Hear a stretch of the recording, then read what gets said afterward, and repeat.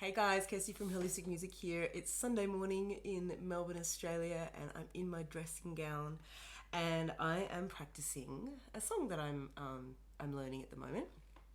Really inspired about Virtual Insanity by Jamiroquai. Love this song. It's got a great keyboard part, and I wanted to demonstrate how I use tiny practices in my music practice.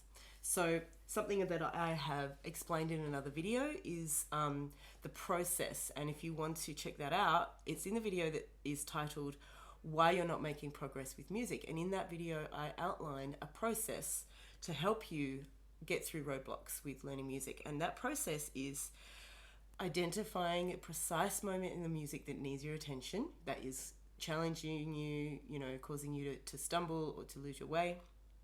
Identifying that precise moment, creating a loop out of it, and then doing a slow mindful practice, tiny practices. So this is like 1 minute, 2 minutes, thinking about it as like that short an amount of time. You can go longer if you want. Like if you end up going longer, you haven't done it wrong. That's totally fine. But you can totally stop at 1 minute or 2 minutes and give yourself a pat on the back in acknowledging that you've done your practice. And this concept has been outlined much more fully by an author named B.J. Boggs. I'm gonna have to confirm that, and when I do confirm that, I'm gonna put it in the description for the video. He wrote a book called Tiny Habits, and I've taken that principle and applied it to music practice. So I've identified the moment in the song that's still causing me a bit of trouble, and this is the chorus. And all I need to do is it's basically a few seconds of the chorus. It's the main kind of theme of the chorus. And I'm just going to do my tiny practices. So I've identified the bit. I know exactly what it is that I need to practice. And I'm just going to practice this for maybe 1 minute or 2 minutes. And I'll just show you how it's done. So I've got, and I'm slowing it down so I can really see where I'm going. And this applies no matter what level you're playing at. So whether it's more advanced than this or less advanced than this, it doesn't matter. It applies to every stage.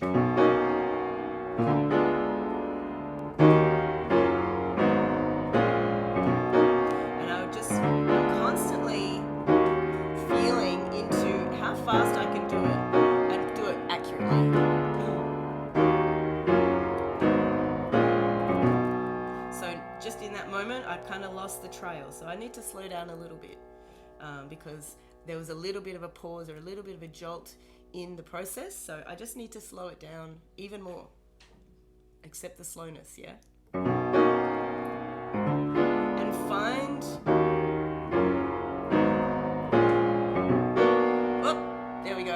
Start again.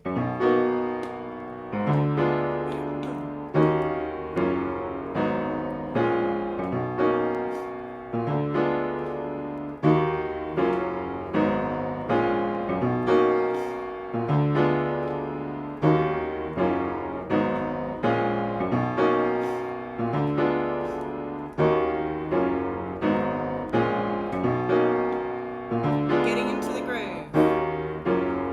Getting into the flow, even though it's slower than you would normally play it. But just enjoying this. Whoops. Okay, so because I was talking, I lost the thread. But what I was saying was that I got into a groove and I started to just enjoy this part of the music. So it's the chorus of the song, right? So it's obviously where the main message is given in the song. There's a reason why it became such a popular song.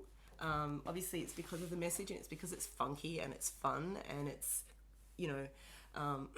it's got a great message. So, but what I was getting at there is just as I was getting into that, I was finding the right speed where I could start to flow with that tiny practice. I could have kept going with that for a few more minutes just to really get into the flow, to really just hit the groove. And you can feel it. You know, it's a little bit like when you're singing and you're a little bit off pitch and it's a bit tense. But then when you go on pitch, it's like, oh yeah, there we go. That's the resonance. That's the harmonious feeling. That's the pleasant feeling. It's the same when you hit the groove, when you hit the flow in the music. You start to feel, you can feel it, you know, it's in the body, it's in the groove, it's just in that flow of action that feels really nice, it feels really pleasant. And in that flow actually is an amazing portal and gateway into awareness, into insight, into understanding the music, into just, you know, I always say that it's the experience we're always looking for, because once we've experienced that, we go, I want that, you know. And when we see other people in that flow, we go, I want that. And that's what inspires us to learn music. Really, first and foremost, at the core of it is that experience of flow. And you can experience that in your music practice if you follow that process that I've outlined, that I spoke about in some of my other videos, and which I've demonstrated for you here. So I hope that gave you a little bit of insight into like practically how to apply that, exactly what the process looks like, so that you can apply this to your music practice. So the trickiest part probably is really defining that loop that you're going to practice. In this case, for me, it was the chorus of Virtual Insanity.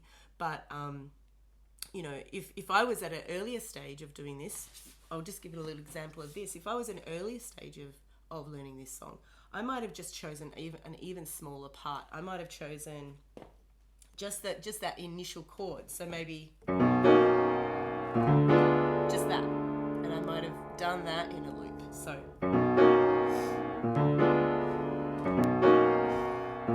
just so I could really see these chords. You know, what are these chords? What fingers do I need to use? What's the movement?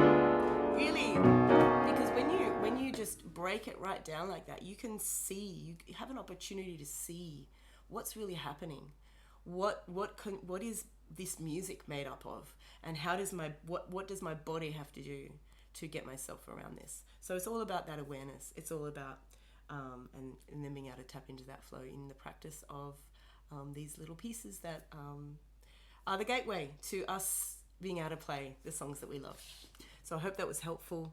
Thanks for joining me today. See you soon. Subscribe to my channel if you haven't already.